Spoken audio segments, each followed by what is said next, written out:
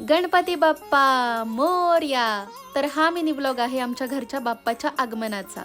श्री गणेश चतुर्थीच्या दिवशी आम्ही सगळे लवकर उठून मस्त सकाळी सकाळी तयार झालो आणि निघालो आमच्या बाप्पाला घरी घेऊन यायला. खरं तर एक सांगू का, आमच्या घरचा बाप्पा हा फक्त आमचा नाहीये बर का, तर तो क्लासमधल्या प्रत्येकाचा आहे. गणपती बाप्पा मोरया मोरया. आणि म्हणूनच गेल्या काही वर्षांपासून आमची ही वानर सेना अगदी डेकोरेशन पासून ते गणपती विसर्जनापर्यंत प्रत्येक गोष्टीत आमच्या सोबत असते. यावर्षीही बाप्पाला अगदी धूमधडाक्यात आम्ही घेऊन आलो.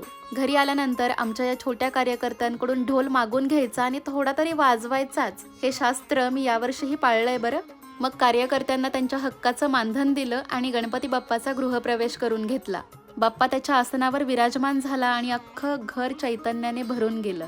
त्यानंतर विधियुक्त पद्धतीने गणपती बाप्पाची प्राणप्रतिष्ठा केली, पूजा केली, आरती केली आणि आता वेळ होती मोदक खाण्याची. पहिला मोदक बाप्पाला दिला आणि त्यानंतर आम्ही खाल्ले. बर, तुमच्याकडे कोणत्या प्रकारचे मोदक बनवले जातात?